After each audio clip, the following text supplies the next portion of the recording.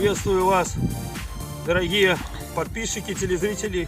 Вы находитесь на канале Рыбалка в Беларуси с Сашей и Дмитрием. Сегодня с Дмитрием, в частности, тема нашей рыбалки — это ловля щуки на жерлицы, на ставки так называемые, как где, кто как называет. Немножко сегодня видео в другом формате. Хотелось рассказать именно вот о моей жерлице, о оснастке. Ну и в конце результат сегодняшней именно рыбалки. Что я словил, как, что и до чего. Ну, вот моя такая вот ставочка. Она еще пока заряженная. Немножко мороз сегодня. Прихватила луночку. Ну, проходил в обед, пробивал. Что хотела сказать. Вот такие у меня ставки. Это мои. У меня много разных, но сегодня я предпочел их, так как снега нет, как бы присыпать, и ставки на колышках ставить неудобно. Вот они удобно ставятся на лед и держатся. Что хотела сказать. Ну, основная леска у меня идет вот здесь. Я поставил черную. Для чего? Ну, то есть издали, когда вымотает все, там получится белое. Даже издали, если подходить под таким углом, будет видно, что там белое. То есть уже сердце заиграло, кровь забегала, говорится, и рвешь уже к ставке. Второе, снизу я, вот, ну как снизу, просто покрасил в красный цвет. Как бы одну там, может быть, пятую часть. Для чего? Тоже, когда поклевка идет на расстоянии, видно. То есть уже тоже как бы сердце опять замирает. И приятное мгновение. И в конце, когда в конце я уже полностью, то есть рыба, если размотала, я сделал так, завязал, что внизу красненьким получается вниз. То есть даже если пришел после того, как поклевка была давно, я вижу, что то есть все леска вымотана. Ну, любители поймут меня, что значит, когда вся леска вымотана. То есть это какой-то шанс, ну, больше вероятно, что рыба будет сидеть. Дальше. Здесь я сделал как бы такой светоотражающий такой элементик. Тоже это во время постановки в темное время суток, там заранее приехали, видно ставка, где стоит предыдущая. Одну поставили, вот фонариком светите на расстоянии, видно, где она стоит. Можно сориентироваться, если кто-то каким-то образом специальным расстанавливает ставки. Ну, здесь я просверлил немножко дырочки, вот, с двух сторон. Это здесь у меня подписано. И просверлил дырочки. Для чего? Ну, как бы ветер, когда гуляет, ставка не так шатается. Бывает очень сильно порыва, немножко меньше вероятно, что ее просто перевернет. Дальше, флажок. Ну, флажок обычный. Единственное, на конце я всегда делаю железо или термоусадочной трубочкой, или какой-то резиной. Ниппелем можно. Ну, ниппеля на год хватает, а остальное больше. То есть когда заряжаете, ну, как бы видно не будет, но суть не в этом. Если бывало обледенеет леска, ну, всякие перепады с тепла на мороз, то есть бывало такие случаи, когда поклевка и флажок просто-напросто не срабатывают. Ну, здесь получается плотность как бы немножко, то есть лучше сцепление с леской. Вот. Видите, вот даже если потихоньку делать, ну, срабатывает. И тогда меньше вероятность, как бы, поклевка будет заметной.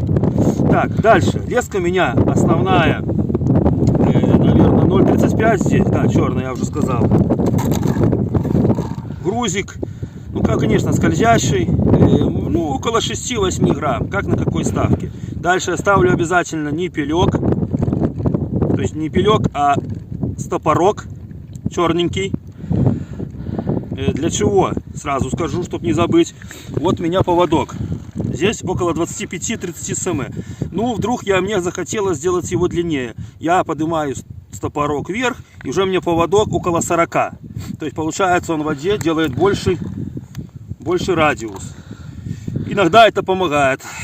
Тоже поклевки становятся чаще. Ну, это не обязательно делать. На одних можно сделать так, на одних так.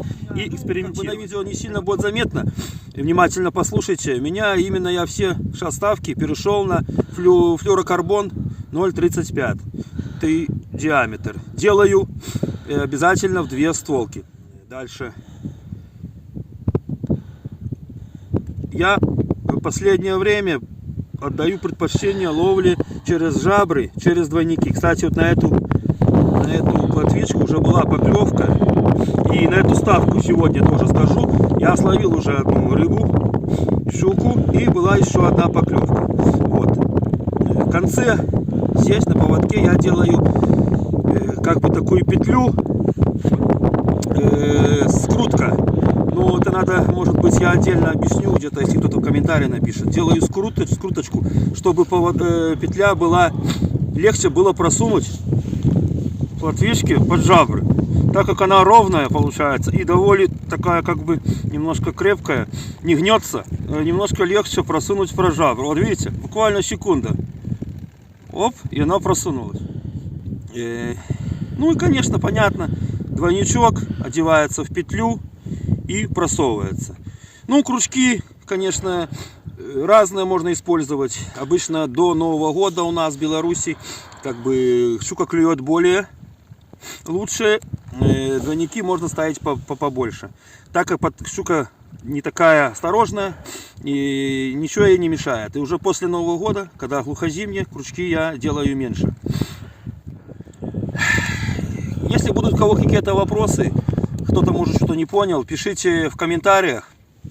И на все вопросы будет дан ответ. Ну и в конце хотелось похвастаться сегодняшним уловом. Было 6 поклевок, 3 из них результативные, 3 щучки были на льду, 3 щука взяла живца, ну и в итоге как-то выплюнула его. Поэтому вот мой улов. Это самая маленькая, около килошки. Клюнула около 2 часов дня. Затем вот эта вторая, около 12, где-то около 1,5 килограмма. Ну и первая клюнула с самого утра, когда расставила жерлицы, может часов 9. Это уже двушка. Ну вот сегодняшний мой улов. Это первая рыбалка 2022. Первый улов, первые щуки. Я думаю, неплохой улов. Кто еще не подписался на наш канал Рыбалка Беларуси СД, сделайте это. Если вам будет интересно, пишите какие-то комментарии, ставьте лайки. Или, может быть, дизлайки. Поэтому все. Всего хорошего. До новых встреч. Пока.